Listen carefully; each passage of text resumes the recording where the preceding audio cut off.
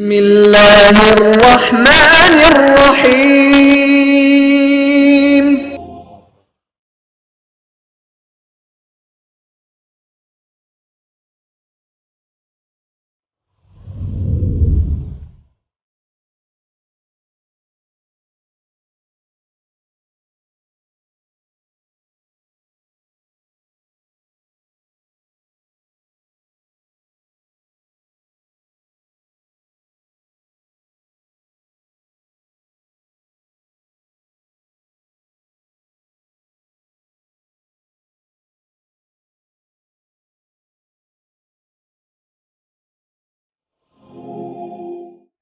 بدعتیں یہ ضلالت ہیں، بدعتیں گمراہی ہیں، بدعتیں راہ راست سے بھٹکانے والے اعمال ہیں، بدعتیں شر الامور ہیں، وَكُلُّ بِدْعَةٍ ضَلَالَةٍ وَكُلُّ ضَلَالَةٍ فِي النَّارِ، اور ہر بدعتی کا ٹھکانہ اگر وہ اپنی موت سے پہلے توبہ نہ کرے تو جہنم ہے۔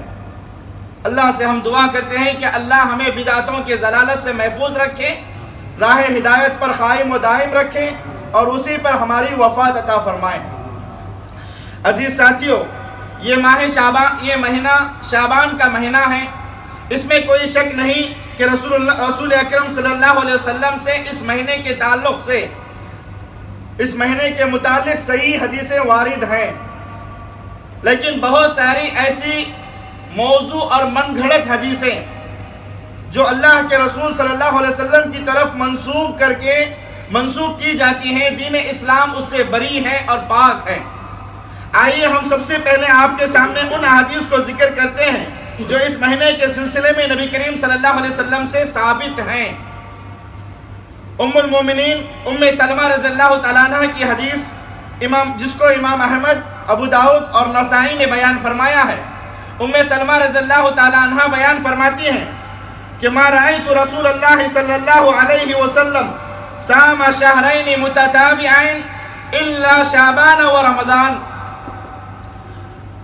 مومنوں کی ماں ام سلمہ رضی اللہ تعالیٰ عنہ فرماتی ہیں کہ میں نے رسول اکرم صلی اللہ علیہ وسلم کو مسلسل 2 مہینے کے روزے رکھتے ہوئے کبھی نہیں دیکھا، اس لیے کہ آپ صلی اللہ علیہ وسلم اپنے حیات طیبہ میں کچھ دن روزے رکھتے اور کچھ دن چھوڑ دیتے تھے الا انہ کان یصل شعبان برمضان، لیکن اللہ کے نبی شعبان کے مہینے کے روزے رکھتے رکھتے رمضان میں داخل ہو جاتے تھے، یعنی شعبان کا پورا مہینہ روزہ رکھتے اور پھر رمضان کے مہینے کے روزے رکھتے تھے۔ اسی طریقے سے یہ حدیث ابو داؤد میں کچھ اس طریقے سے آئی ہے کہ ان النبی صلی اللہ علیہ وسلم لم یکن یصوم من السنۃ شہرا تاما الا شعبان یصلہ برمضان، بات رمضان کے علاوہ دوسرے مہینوں کی ہو رہی ہے، نبی کریم صلی اللہ علیہ وسلم کسی بھی مہینے کے پورے روزے نہیں رکھتے تھے، لیکن شعبان کے پورے مہینے کے روزے آپ صلی اللہ علیہ وسلم رکھا کرتے اور پھر رمضان میں داخل ہو جاتے تھے۔ اس حدیث کو امام البانی رحمۃ اللہ علیہ نے صحیح قرار دیا ہے۔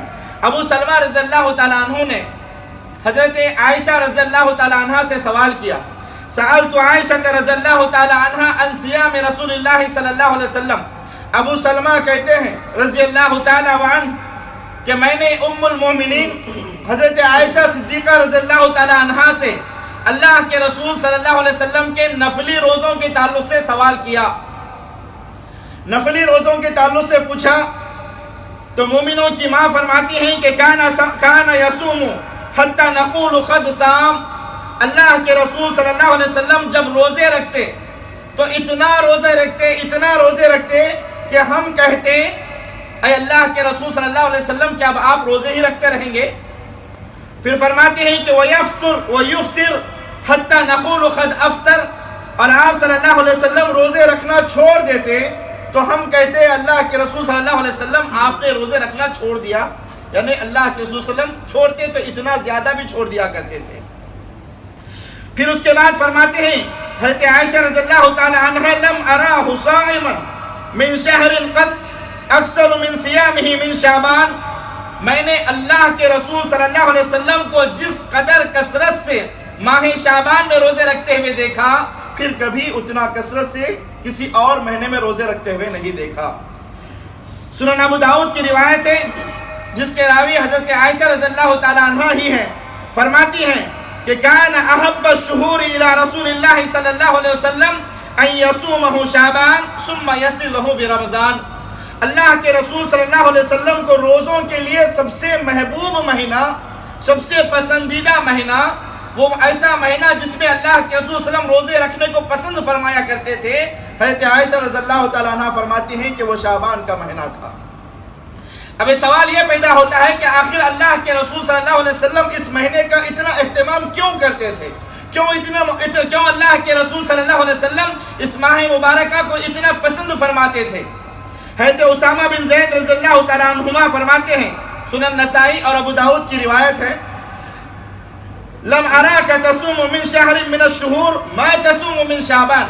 انہوں نے پیارے رسول صلی اللہ علیہ وسلم سے سوال کیا کہ اے اللہ کے رسول صلی اللہ علیہ وسلم، ہم نے جس قدر کثرت سے آپ کو شعبان کے مہینے میں روزے رکھتے ہوئے دیکھا، پھر کبھی نہیں دیکھا، آخر وجہ کیا ہے؟ پیارے رسول صلی اللہ علیہ وسلم وجہ بیان کرتے ہوئے فرماتے ہیں، ذاک شہر یغفل الناس عنہ بین رجب و رمضان۔ یہ وہ مبارک مہینہ ہے جس سے امت غافل ہے، جس سے لوگ غافل ہیں۔ غفلت کی وجہ یہ ہے کہ یہ مہینہ رجب اور رمضان کے بیچ میں آتا ہے، اور رجب زمانے جاہلیت میں معزز ہے، اور رمضان کا مہینہ مسلمانوں کے نزدیک معزز اور مکرم ہے۔ یہی وجہ ہے کہ لوگ اس مہینے کو بھلا بیٹھے۔ پھر اللہ کے رسول فرماتے ہیں، وَهُوَ شَهْرٌ تُرْفَعُ فِيهِ الْأَعْمَالُ إِلَىٰ رَبِّ الْعَالَمِينَ۔ یہ وہ مبارک مہینہ ہے جس مہینے میں بندوں کے اعمال اللہ تبارک و تعالیٰ کے یہاں پیش ہوتے ہیں۔ فَأُحِبُّ أَن يُرْفَعَ عَمَلِي وَأَنَا صَائِمٌ، اور میں یہ پسند کرتا ہوں یا میں چاہتا ہوں کہ جب میرا عمل اللہ تبارک و تعالیٰ کے دربار میں پہنچے تو میں روزے کی حالت میں ہوں۔ تو برادران اسلام، مختصراً نبی کریم صلی اللہ علیہ وسلم اس مہینے میں کثرت سے روزہ رکھتے تھے۔ آپ صلی اللہ علیہ وسلم کو یہ مہینہ بہت محبوب تھا، پسندیدہ تھا، اس وجہ سے کثرت سے روزہ رکھتے تھے۔ روزہ رکھنے کی آپ صلی اللہ علیہ وسلم نے دو وجہ بیان فرمائی۔ پہلے وجہ یہ ہے کہ لوگ اس مہینے سے غافل ہیں، کیونکہ یہ مہینہ رجب اور رمضان کے بیچ میں آتا ہے، اور دین کا اصول ہے، شریعت کا یہ اصول ہے کہ جب لوگ اللہ تبارک و تعالیٰ کی عبادت سے غافل ہو جائیں، جب لوگ اللہ تبارک و تعالیٰ کی عبادت سے غافل ہو جائیں، آپ اس وقت عبادت کریں، اللہ کو وہ عبادت بہت پسند آتی ہے۔ مسند احمد اور ترمذی کی روایت ہے، ابو یوسف عبداللہ بن سلام رضی اللہ تعالیٰ عنہ اس حدیث کے راوی ہیں، فرماتے ہیں کہ میں نے رسول اکرم صلی اللہ علیہ وسلم کو کہتے ہوئے سنا، آپ صلی اللہ علیہ وسلم نے فرمایا، وَصَلُّوا بِاللَّيْلِ وَالنَّاسُ نِيَامٌ، جب لوگ تدخل الجنت بسلام، جب دنیا رات کو غفلت کی نیند سو رہی ہوتی ہے، جب دنیا جہاں رات کو غفلت کی نیند سو رہی ہوتی ہے، تو آپ اس رات میں اٹھو، رات کی تاریکی میں اٹھو اور اللہ تبارک و تعالیٰ کی عبادت کرو۔ اللہ کو یہ عمل اتنا پسند آتا ہے کہ اللہ اس عمل کے بدلے تمہیں جنت میں داخل فرمائے گا۔ تو برادران اسلام، دوسری وجہ پیارے رسول صلی اللہ علیہ وسلم فرماتے ہیں کہ ترفع فیہ الاعمال الی رب العالمین، بندوں کے اعمال اس مہینے کے اندر اللہ تبارک و تعالیٰ کے یہاں پیش ہوتے ہیں۔ اور برادران اسلام، یہ بات بھی واضح کرتا چلوں، دن بھر میں دو وقت، فجر اور عصر کے وقت بندوں کے اعمال اللہ تبارک و تعالیٰ کے دربار میں پہنچتے ہیں، پیش ہوتے ہیں، اور انہی دو وقت میں فرشتوں کی شفٹ بھی چینج ہوتی ہے۔ ڈیوٹیاں جو ہیں فرشتوں کے، یہ انہی دو اوقات میں چینج ہوتے ہیں۔ اسی طریقے سے مہینے کے شعبان، ہفتے میں 2 دن پیر اور جمعرات کو ان 2 دنوں میں بندوں کے اعمال اللہ کے تبارک و تعالیٰ کے یہاں پہنچتے ہیں یا پیش ہوتے ہیں۔ یہی وجہ ہے کہ آپ صلی اللہ علیہ وسلم ہر پیر اور جمعرات کو روزہ رکھا کرتے تھے، اور سال میں ایک بار ہمارے اعمال اللہ تبارک و تعالیٰ کے یہاں پہنچتے ہیں، اللہ تبارک و تعالیٰ کے یہاں پیش ہوتے ہیں، اور وہ مبارک مہینہ شعبان کا مہینہ۔ یہی وجہ ہے کہ آپ صلی اللہ علیہ وسلم اس ماہ مبارکہ میں کثرت سے روزہ رکھا کرتے تھے۔ برادران اسلام، لیکن اگر کوئی شخص اس مبارک مہینے میں ابتدا سے روزے نہیں رکھ رہا ہے، یعنی آدھے شعبان کے گزر جانے کے بعد سے اگر وہ روزے رکھتا ہے تو اس کے لیے کچھ مخصوص مسائل ہیں یا کچھ مخصوص احکام ہیں، ان کو جاننا ضروری ہے۔ مسند احمد کی روایت ہے، امام البانی رحمۃ اللہ علیہ نے اس حدیث کو صحیح قرار دیا ہے، جس کے راوی حضرت ابو ہریرہ رضی اللہ تعالیٰ عنہ ہیں۔ فرماتے ہیں اذا انتصف شعبان فلا تصوموا حتى يكون رمضان، جب شعبان آدھا گزر جائے اس کے بعد رمضان آنے تک روزے مت رکھو، رمضان آنے تک روزے مت رکھو، یعنی آدھے شعبان کے گزر جانے کے بعد خصوصیت کے ساتھ کوئی روزہ نہ رکھے، خصوصیت کے ساتھ کوئی روزہ نہ رکھے۔ ہاں اگر کوئی شخص 15ویں شعبان کے پہلے سے روزے رکھتے آ رہا ہے یا ابتدائی شعبان سے روزے رکھتے آ رہا ہے تو ایسے شخص کے لیے کوئی حرج نہیں ہے، اس لیے کہ بعض علماء کے نزدیک 15ویں شعبان کے بعد روزہ رکھنا بعض نے کہا مکروہ ہے، بعض نے کہا ناجائز ہے اور بعض نے کہا حرام ہے، بعض نے کہا حرام ہے، لیکن جو ابتدا سے روزہ رکھتا ہوا آیا ہے اس کے لیے کوئی ممانعت نہیں ہے۔ اسی طریقے سے شعبان کے آخری 2 دنوں میں بھی روزہ رکھنا منع ہے، شعبان کے آخری 2 دنوں میں بھی روزہ رکھنا منع ہے، بلکہ اہل علم نے ناجائز اور حرام کہا ہے۔ بخاری اور مسلم کی متفق علیہ روایت ہے، جس کے راوی حضرت ابو ہریرہ رضی اللہ تعالیٰ عنہ ہیں۔ فرماتے ہیں کہ پیارے رسول صلی اللہ علیہ وسلم نے فرمایا لا تقدم رمضان بصوم يوم ولا يومين الا رجل كان يصوم صوما فليصم۔ پیارے رسول صلی اللہ علیہ وسلم فرماتے ہیں رمضان سے 1 یا 2 دن پہلے روزہ مت رکھو، رمضان سے 1 یا 2 دن پہلے روزہ مت رکھو۔ ہاں جو آدمی عادت کے مطابق روزہ رکھتا آ رہا ہے تو وہ ایسے شخص کے لیے کوئی حرج نہیں ہے، اس کے لیے کوئی روک نہیں ہے، وہ رکھ سکتا ہے۔ مثلاً اگر کسی بندے کو مثال کے طور پر کسی کی عادت ہے سال بھر میں پیر اور جمعرات کے دن کا روزہ رکھنے کی، جو اللہ کے رسول صلی اللہ علیہ وسلم کی سنت ہے، اگر شعبان کا آخری دن جمعرات پڑ گیا یا پیر پڑ گیا اور وہ مسلسل ہر پیر اور جمعرات کو روزے رکھتے آ رہا ہے تو ایسا شخص روزہ رکھ سکتا ہے، لیکن کسی کی عادت نہیں ہے تو خصوصیت کے ساتھ رمضان سے 1 یا 2 دن پہلے روزہ رکھنا ناجائز اور حرام ہے، شریعت اس کی اجازت نہیں دیتی۔ اسی طریقے سے رمضان کے استقبال میں روزہ رکھنا، رمضان کے استقبال میں روزہ رکھنا، جیسا کہ ہمارے ملکوں میں کہتے ہیں سلامی کا روزہ، چاند سلامت کا روزہ یا استقبال رمضان کا روزہ، تو اس طریقے کا کوئی روزہ شریعت اسلامیہ کے اندر نہیں ہے، سنت سے ثابت نہیں ہے، نہ رکھے۔ ایسے ہی اسی طریقے سے رمضان کا چاند نظر نہ آئے، رمضان کا چاند نظر نہ آئے، شعبان کی 30 تاریخ ہے جس کو یوم الشک کہا جاتا ہے، جس دن کو یوم الشک کہا جاتا ہے اس دن روزہ رکھنا بھی منع ہے۔ ترمذی کی روایت ہے، عمار بن یاسر رضی اللہ تعالیٰ عنہما فرماتے ہیں من صام اليوم الذي يشك فيه فقد عصى ابا القاسم صلی اللہ علیہ وآلہ وسلم۔ فرماتے ہیں کہ جس شخص نے یوم الشک کو، شک والے دن روزہ رکھا، اس نے اللہ کے رسول صلی اللہ علیہ وسلم کی نافرمانی کی۔ تو برادران اسلام، مختصر طور پر شعبان کا یہ مہینہ پیارے رسول صلی اللہ علیہ وسلم کو بہت زیادہ محبوب مہینہ تھا۔ آپ صلی اللہ علیہ وسلم شعبان کے پورے مہینے کے روزے رکھتے، پھر رمضان کے روزے رکھتے۔ اسی طریقے سے 15ویں شعبان کے بعد کوئی شخص خصوصیت کے ساتھ روزہ نہ رکھے، ہاں اس شخص کے لیے کوئی حرج نہیں ہے جو شخص ابتدائی شعبان سے روزہ رکھتا آ رہا ہے۔ ایسے ہی رمضان سے 1 یا 2 دن پہلے روزہ نہ رکھیں، اور ایسے ہی یوم الشک، شک والے دن روزہ نہ رکھیں۔ یہ کچھ فضائل اور مسائل تھے شعبان کے مہینے کے تعلق سے جو ہم نے آپ کے سامنے بتایا۔ اللہ سے ہم دعا کرتے ہیں کہ اللہ تبارک و تعالی ہمیں ان پر عمل کرنے کی توفیق عطا فرمائے۔ ایسے ہی اہل بدعت نے بھی اس مہینے میں کوئی کسر نہیں چھوڑی، اہل بدعت نے بھی اس مہینے میں کوئی کسر نہیں چھوڑی۔ اہل بدعت نے جو بدعتیں اس مہینے میں ایجاد کی ہیں، جو بدعتیں اس مہینے میں ایجاد کی ہیں، ان میں سے ایک عظیم بدعت، ان میں سے ایک بڑی بدعت، ایک عظیم بدعت وہ کون سی ہے؟ اس مہینے کی 15ویں شعبان کو منائی جانے والی شب برات ہے۔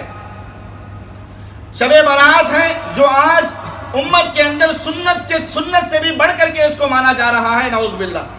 میں اس کی وضاحت بھی کرتا چلوں، اتنا ہی نہیں، حتیٰ کہ رمضان المبارک کی قدر و منزلت کو چھین کر کے ماہ شعبان کو دینے کی پوری کوشش کی جاتی ہے اس رات میں۔ اتنا ہی نہیں بلکہ شب قدر کی قدر و منزلت کو چھین کر کے شعبان کو دینے کی پوری کوشش کی جاتی ہے اس ماہ مبارکہ میں، نعوذ باللہ۔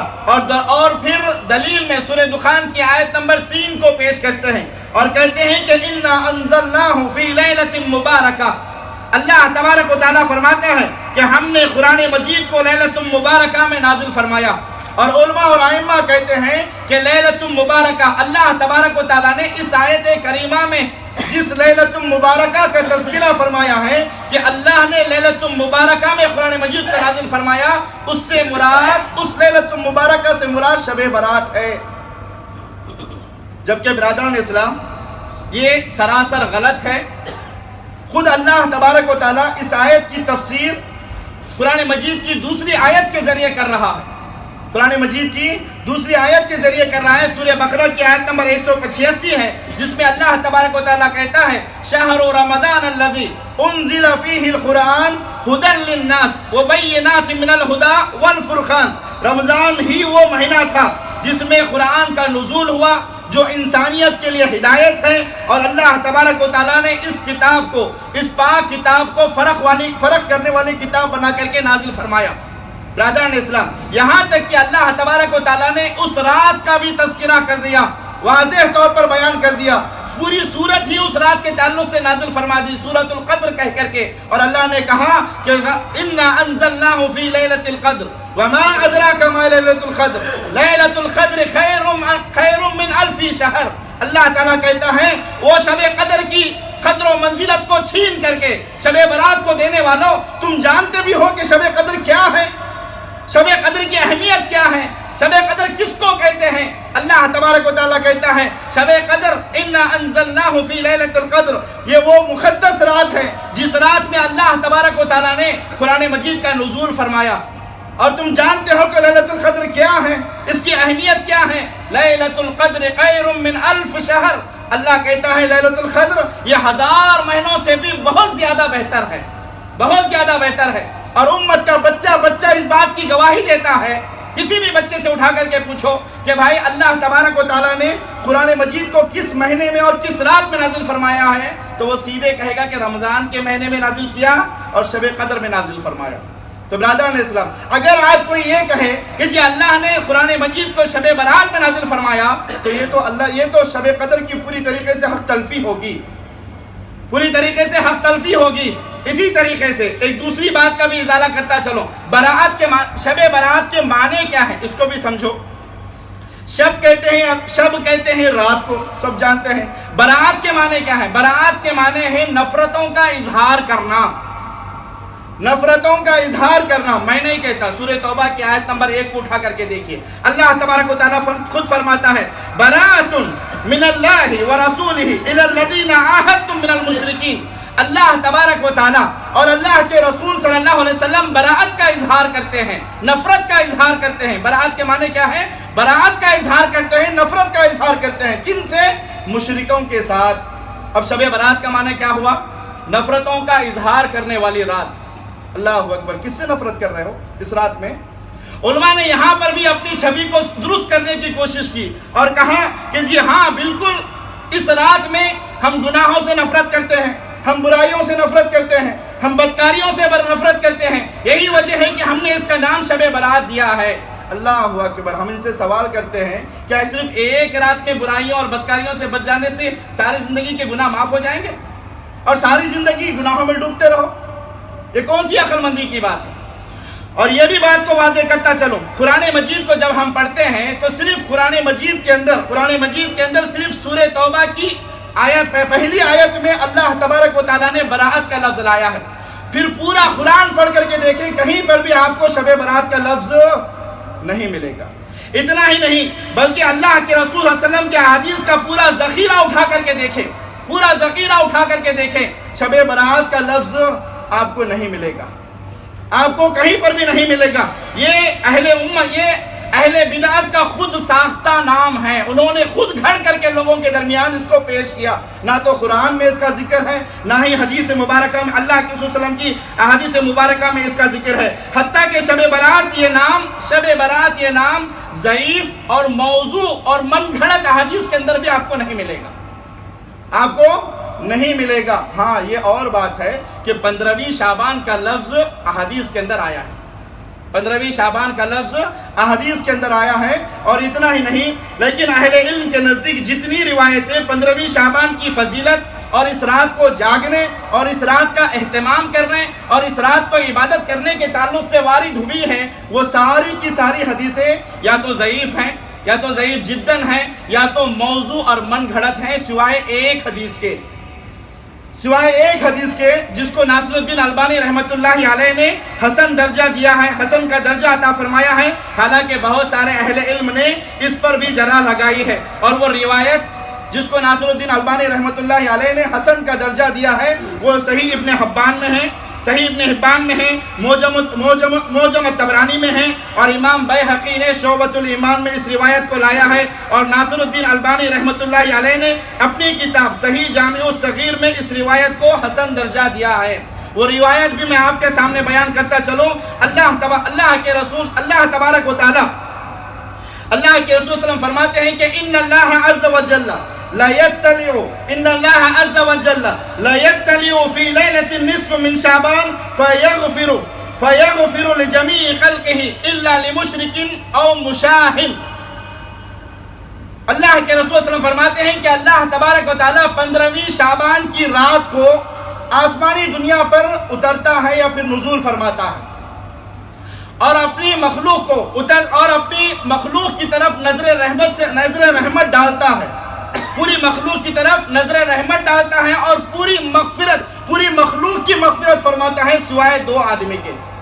اللہ تبارک و تعالیٰ 15ویں شعبان کی رات کو آسمانی دنیا پر نزول فرماتا ہے اور دنیا پر رحمت کی نگاہ سے دیکھتا ہے، اور ساری مخلوق کو اللہ تبارک و تعالیٰ بخش دیتا ہے سوائے 2 آدمیوں کے. وہ 2 آدمی کون ہیں؟ ایک تو ہے مشرک اور دوسرا ہے مشاہن.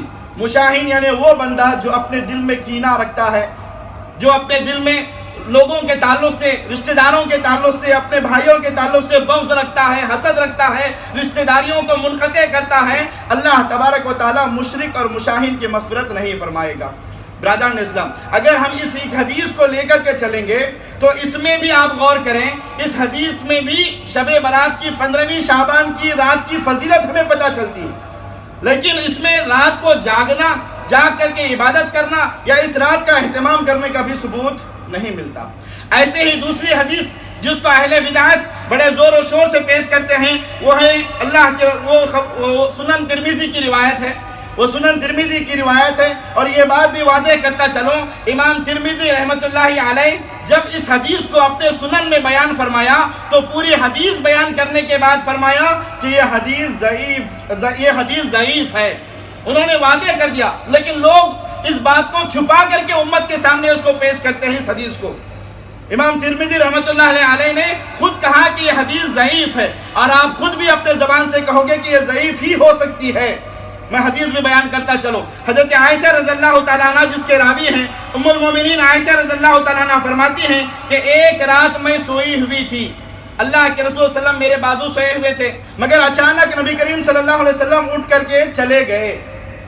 غور کریں اس حدیث پہ، اللہ کے رسول صلی اللہ علیہ وسلم اچانک اٹھ کر کے چلے گئے. اللہ عائشہ رضی اللہ تعالیٰ عنہ فرماتی ہیں کہ میں بھی اللہ کے رسول صلی اللہ علیہ وسلم کے پیچھے خاموشی کے ساتھ اللہ کے رسول کا فالو کرتے گئی، یعنی پیچھے چلتی گئی کہ آخر اللہ کے رسول صلی اللہ علیہ وسلم آدھی رات میں اٹھ کر کے جا کہاں رہے ہیں. حضرت عائشہ رضی اللہ تعالیٰ عنہ بھی پیچھے نکل گئے. یہاں تک کہ حضرت عائشہ رضی اللہ تعالیٰ عنہ فرماتی ہیں کہ میں نے اللہ کے رسول صلی اللہ علیہ وسلم کو دیکھا کہ آپ صلی اللہ علیہ وسلم جنت البقیع میں داخل ہوئے، جو مدینہ کا قبرستان ہے. جنت البقیع میں داخل ہوئے اور اپنے دونوں ہاتھوں کو اٹھا کر کے آسمان کی طرف دیکھ کر کے اللہ کے رسول صلی اللہ علیہ وسلم نے اہل بقیع کے لیے مغفرت کی دعا فرمائی. اہل بقیع کے لیے مغفرت کی دعا فرمائی. پھر اللہ کے رسول صلی اللہ علیہ وسلم واپس لوٹے تو حضرت عائشہ رضی اللہ تعالیٰ عنہ فرماتی ہیں کہ جب رسول اکرم صلی اللہ علیہ وسلم واپس ہوئے تو میں بھی جلدی دوڑتے ہوئے آپ صلی اللہ علیہ وسلم سے پہلے پہنچی اور بستر میں آ کر کے سو گئی. دیکھا کیا کہ اللہ کے رسول نے کیا کیا, واپس آ کر کے اللہ کے رسول سے پہلے سو گئے. اللہ کے رسول صلی اللہ علیہ وسلم جیسے ہی کمرے میں داخل ہوئے تو دیکھا ہے کہ عائشہ رضی اللہ تعالیٰ عنہ کی سانس پھول رہی ہے. اب ظاہر بات ہے انسان دوڑتا ہوا آیا ہے تو سانس تو پھولے گی ہی نا. اللہ کے رسول صلی اللہ علیہ وسلم نے حضرت عائشہ رضی اللہ تعالیٰ عنہ سے کہا کہ عائشہ رضی اللہ تعالیٰ عنہ, کیا تم مجھ پر شک کرتی ہو, کیا تم یہ سمجھتی ہو کہ اللہ کے رسول صلی اللہ علیہ وسلم تمہارے ساتھ ناانصافی کریں گے؟ کیونکہ انہوں نے اللہ کے نبی کا فالو کیا تھا نا. کیا تم یہ سمجھتی ہو کہ اللہ کے نبی تمہارے ساتھ ناانصافی کریں گے؟ تو حضرت عائشہ رضی اللہ تعالیٰ عنہ کہتی ہیں کہ اللہ کے رسول صلی اللہ علیہ وسلم ایسی بات نہیں ہے, آج تو باری میری ہے. میں سمجھ رہی تھی کہ ہو سکتا ہے آپ کسی اور بیوی کے پاس چلے جا رہے ہوں گے. اس کے بعد برادران اسلام, اور لمبی حدیث ہے, لیکن یہ جو رات تھی, یہ رات کون سی رات تھی؟ 15ویں شعبان کی رات تھی, جس رات کو اللہ کے رسول صلی اللہ علیہ وسلم جنت البقیع پہنچے اور جا کر کے اہل بقیع کے لیے وہاں پر دعائے مغفرت کی. اب برادران اسلام, اس حدیث کی تفسیر تھوڑی سی وضاحت کرتا چلو آپ کے سامنے. رسول اکرم صلی اللہ علیہ وسلم پہلا نقطہ, خاموشی سے جنت البقیع گئے اور آپ صلی اللہ علیہ وسلم نے بازو میں جو آپ کی اہلیہ سو رہی تھی ان کو بھی اٹھانا پسند نہیں کیا. جبکہ خود عائشہ رضی اللہ تعالیٰ عنہ فرماتی ہیں کہ کان النبی صلی اللہ علیہ وسلم اذا دخل العشر شد معذرہ واحیا لیلہ وایقظ اہلہ.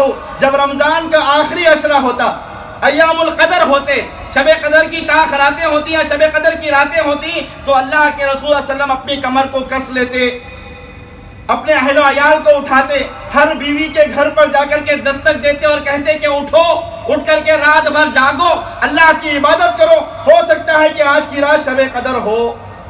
اب برادران اسلام غور کریں اس بات پہ, اللہ کے رسول صلی اللہ علیہ وسلم شب قدر میں خود جاگ رہے ہیں, اپنے اہلیہ اپنے سارے بیویوں کے گھروں پر دستک دے کر کے انہیں جگا رہے ہیں اور جاگنے کا حکم دے رہے ہیں. اور اتنا ہی نہیں, شب قدر کو تلاش کرنے کا اللہ کے نبی حکم دے رہے ہیں, اور شب برات کے اندر اللہ کے رسول صلی اللہ علیہ وسلم خاموشی سے اٹھ کر کے قبرستان جا رہے ہیں اور اہل بقیع کے لیے دعا کر کے آ رہے ہیں. تو برادران اسلام غور کرنے کی بات ہے. چلو اللہ کے نبی نے اہل بقیع کے حق میں دعا بھی کی تو, لیکن اللہ کے نبی رات بھر نہ تو جاگے اور اپنی بیوی کو بھی جگانا پسند نہیں فرمایا. دوسری بات یہاں پر اس حدیث سے یہ پتہ چلتی ہے کہ ام المومنین حضرت عائشہ رضی اللہ تعالیٰ عنہ نے نبی کریم صلی اللہ علیہ وسلم کے پیچھے پیچھے جا کر کے دیکھا. اگر نعوذ باللہ مائی عائشہ رضی اللہ تعالیٰ عنہ اللہ کے رسول صلی اللہ علیہ وسلم کے پیچھے نہ جاتی اور یہ سارا ماجرا نہ دیکھتی تو ہو سکتا اللہ کے رسول صلی اللہ علیہ وسلم اتنی فضیلت والی رات کو اپنی بیویوں سے محروم کر دیتے اور امت کو تک اس کی خبر نہ دیتے. نعوذ باللہ, یہ اللہ کے رسول صلی اللہ علیہ وسلم کی شان میں بہت بڑا بہتان ہے, بہت بڑی تہمت ہے کہ اللہ کے رسول صلی اللہ علیہ وسلم نے اتنی بڑی رات کو چھپا کر کے رکھتے اللہ کے نبی اگر عائشہ رضی اللہ تعالیٰ عنہ نہ بتاتی. لیکن برادران اسلام اور بہت سارے نکات اس حدیث سے نکلتے ہیں, لیکن امام ترمذی نے اس حدیث کو بیان کرنے کے بعد فرمایا یہ حدیث ضعیف ہے, اس پر بھی عمل نہیں کیا جا سکتا. اسی طریقے سے اور 2-3 باتیں بتا کر کے مختصر طور پر بات کو ختم کرتا ہوں. اس رات کو عید الاموات کہتے ہیں, اس رات کو عید الاموات بھی کہا جاتا ہے, یعنی مردوں کی عید. سبحان اللہ, اب تک زندوں کی عید ہو رہی تھی, اب مردوں کی بھی عید شروع ہو گئی, مردوں کی عید. اور اتنا ہی نہیں, نعوذ باللہ مردوں کی آمد کا گمان کر کے ان کے روحوں کے استقبال میں مکانوں کو سجایا جاتا ہے, دکانوں کو سجایا جاتا ہے, مقبروں کو سجایا جاتا ہے, مسجدوں کو سجایا جاتا ہے, نعوذ باللہ. اور اتنا ہی نہیں, مختلف قسم کے حلویات, پوریاں, پتہ نہیں کیا کیا لذیذ پکوان پکا کر کے مردوں کے نام پہ خود کھا جاتے ہیں. نام ان کا ہوتا ہے, کام ان کا ہوتا ہے, مردوں کا نام اور خود کھا رہے ہیں ماشاءاللہ. اور برادران اسلام اپنے گھروں اور مسجدوں کے منڈیروں پر ایسے دیے لگاتے ہیں, ایسے چراغاں لگاتے ہیں جیسے ہندو اپنی دیپاولی کی عید میں لگاتے ہیں. یہ ہماری مسلمانیت ہے, نعوذ باللہ. جبکہ آپ کو اس کا علم ہونا چاہیے کہ روحوں کی آمد کیسے ممکن ہے, روحوں کی آمد کیسے ممکن ہے, جبکہ رسول اللہ صلی اللہ علیہ وسلم فرماتے ہیں نیک اور صالح روحیں, جب نیک لوگ مر جاتے ہیں تو نیک اور صالح روحوں کو اللہ تبارک و تعالیٰ مقام علیین میں جمع کر دیتا ہے. اور ایسے ہی نہیں, فرشتے اللہ تبارک و تعالیٰ کے حکم کے ساتھ نیک اور صالح روحوں کو مقام علیین میں بڑے ہی عزت کے ساتھ, بڑے ہی احترام کے ساتھ, بڑے ہی تعظیم اور تکریم کے ساتھ انہیں جمع کر دیتے ہیں, وہ وہاں پر پہنچا دیتے ہیں اللہ کے حکم سے, اور وہ پھر واپس نہیں آتے. واپس کسی روح کے اندر اتنی مجال نہیں ہے کہ واپس اپنے گھر کے پاس آئے اور اس عید الاموات میں آ کر کے حلوے, پوریاں, پکوان جو پکایا ہے گھر والوں نے بیٹھ کر کے کھائے. نعوذ باللہ اس عید میں ہم نے یہاں تک بھی دیکھا ہے اپنے شہروں کے اندر اگر کوئی مردہ اپنا سگریٹ کا عادی ہے تو وہ بھی لے کے آتے ہیں، شراب کا عادی ہے تو وہ بھی لے کے آتے ہیں اور اس پر بھی فاتحہ پڑھتے ہیں۔ یہ کون سی انسانیت ہے؟ یہ کون سا اسلام ہے؟ یہ کیسی مردوں کی عید ہے؟ ہمیں تو سمجھ میں نہیں آتا۔ اور اللہ کے رسول صلی اللہ علیہ وسلم نے دوسری بات یہ بھی بتائی کہ برے اور خراب روحیں نہایت ہی ذلت اور خاری کے ساتھ مقام سجین میں رہتی ہیں، جہاں انہیں دردناک عذابات دیے جاتے ہیں،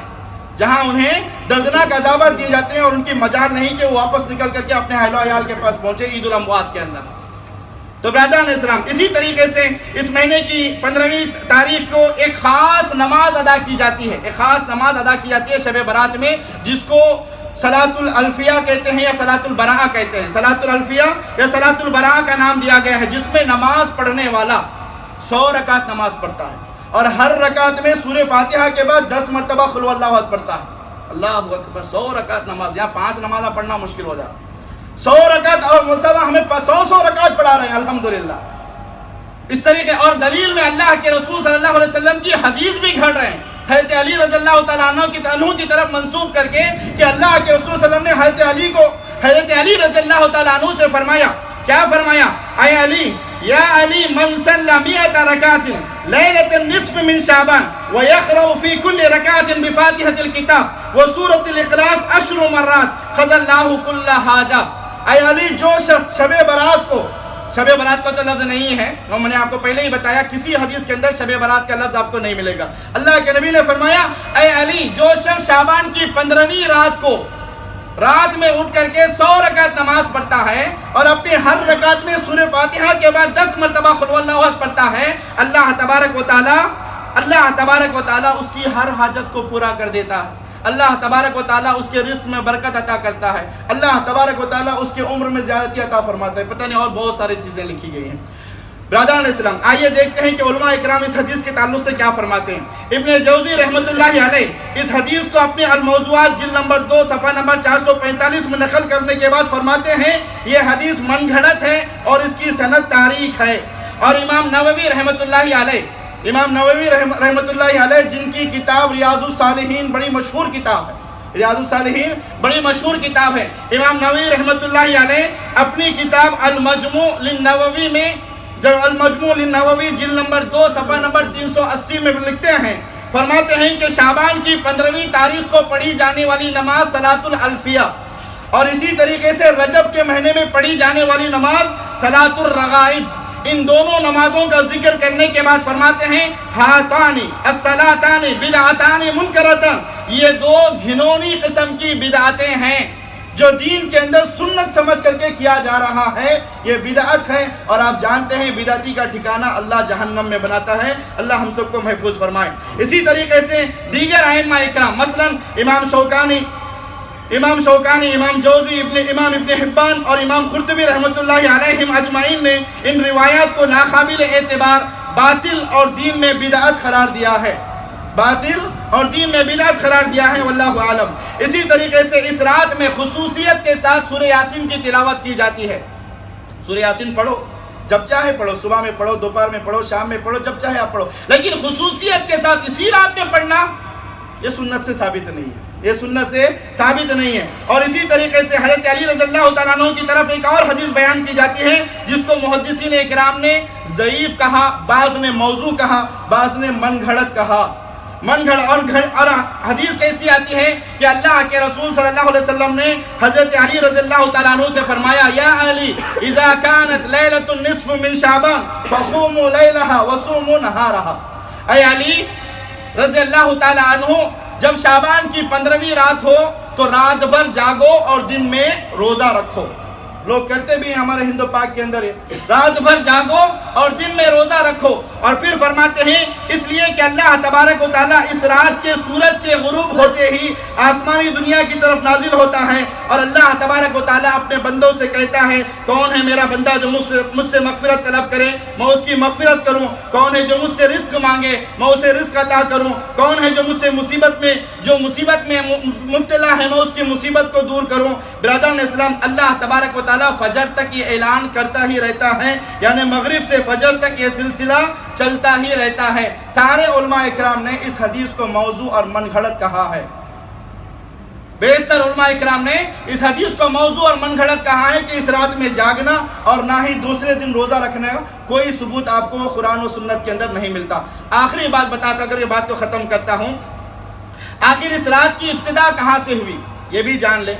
اس رات کی ابتدا کہاں سے ہوئی؟ اس سلسلے میں جب ہم اہل سنت والجماعت کی کتابیں اٹھا کر کے دیکھیں گے تو پتہ چلتا ہے سن 440 ہجری تک، اب 1338 چل رہی ہے، سن 1438 چل رہی ہے، تو سن 440 ہجری تک، سن 440 ہجری تک اس بدعت کا یا پھر اس عید کا یا اس شب برات کا دنیا کے اندر نام و نشان تک نہیں تھا۔ وہ زمانے جس زمانوں کو اللہ کے رسول نے فرمایا خیر القرون قرنی ثم الذین یلونہم ثم الذین یلونہم، زمانوں میں سب سے بہترین زمانہ اللہ کے نبی کا زمانہ ہے، اس کے بعد صحابہ کا زمانہ ہے، اس کے بعد تابعین کا زمانہ ہے۔ اللہ کے رسول صلی اللہ علیہ وسلم کے زمانے میں اس رات کا کوئی وجود ہی نہیں تھا، صحابہ اکرام کے زمانے میں اس رات کا نام و نشان تک نہیں تھا، تابعین کے زمانے تک بھی اس رات کو لوگ جانتے بھی نہیں تھے۔ لیکن جب 440 ہجری کے بعد، سن 440 ہجری کے بعد اس رات کو وجود دیا، اس رات کو دین کے اندر ایک سنت بنا کر کے پیش کیا گیا۔ ایسے ہی 440 ہجری تک اس کا نام و نشان تک نہیں تھا، 440 ہجری کے بعد آپ کو اس کا ذکر ملے گا۔ وہ بھی بتاتا چلوں، امام طرطوشی رحمۃ اللہ علیہ، ایسے ہی امام ملا علی خاری رحمۃ اللہ علیہ اس رات کی حقیقت کو بیان کرتے ہوئے فرماتے ہیں کہ ہم کو ابو محمد المقدسی نے اس بات کو بیان فرمایا کہ ملک شام جہاں پر بیت المقدس ہے وہاں سے اس رات کا ایجاد ہوا۔ بیت المقدس مکہ سے نہیں ہوا، مدینہ سے نہیں ہوا، اللہ کے رسول صلی اللہ علیہ وسلم کے زمانے گھر سے نہیں ہوا، بلکہ اس رات کا ایجاد کہاں سے ہوا؟ بیت المقدس سے ہوا، جہاں پر آپ کو بیت المقدس سے ہوا، فلسطین سے اس رات کا آغاز ہوا۔ وہ فرماتے ہیں کہ سن 448 ہجری میں، سن 448 ہجری میں نابلس کا ایک آدمی بیت المقدس آیا، نابلس کا ایک آدمی بیت المقدس آیا، اور وہ شخص بڑی پیاری آواز میں قرآن مجید کی تلاوت کرتا تھا۔ شعبان کی 15ویں شب کو اس آدمی نے نماز پڑھی، اس کی شیریں آواز کو سن کر کے لوگ اس کے پیچھے نماز پڑھنے لگ گئے۔ جب اپنی نماز سے فارغ ہو کر کے پیچھے پلٹ کر کے دیکھا تو ایک جمع غفیر بہت بڑی جماعت اس کے پیچھے نماز ادا کر رہی ہے، بہت خوش ہو گیا، بہت خوش ہو گیا۔ پھر وہ شخص دوسرے سال آیا اور دوسرے سال اس نے نماز پڑھائی، لوگوں نے اس کے پیچھے نماز پڑھنا شروع کیا۔ اس وقت سے اس بدعت کا یا پھر اس رات کا اہتمام کا ایجاد ہوا، وہاں سے یہ رات منائی جانے لگی۔ پھر اس کے بعد یہ بدعت مسلمانوں کے اندر داخل کر دی گئی۔ تو برادران اسلام، یہ کچھ شب برات کے تعلق سے دلائل تھے جس کو ہم نے آپ کے سامنے بتانا مخصوص سمجھا، ضروری سمجھا، ہم نے آپ کو سامنے بتایا۔ اللہ سے ہم دعا کرتے ہیں، اور بہت سارے باتیں ہیں لیکن وقت کی قلت کی بنا پر یہیں پر موضوع کو ختم کرتا ہوں۔ اللہ سے ہم دعا کرتے ہیں کہ اللہ تبارک و تعالی ہمیں بدعتوں کی ضلالت سے محفوظ فرمائے۔ جب تک اللہ دنیا میں زندہ رکھے ہمیں راہ ہدایت پر قائم و دائم رکھے، ہمیں راہ ہدایت پر ہی اللہ تبارک و تعالی موت عطا فرمائے۔ اے اللہ اس مجلس میں امت میں جو لوگ پریشان حال ہیں تو ان کے پریشانیوں کو دور فرما، جو لوگ مقروض ہیں تو ان کے قرضوں کا انتظام فرما دے۔ اے اللہ جب تک دنیا کے اندر کتاب اللہ و سنت رسول پر عمل کرنے کی توفیق عطا فرما، یا رج وفات بھی عطا فرما تو زبانوں سے کلمہ لا الہ الا اللہ محمد رسول اللہ صلی اللہ علیہ وآلہ وسلم عطا فرما۔ سبحان ربک رب العزت عما یصفون وسلام علی المرسلین والحمد للہ رب العالمین۔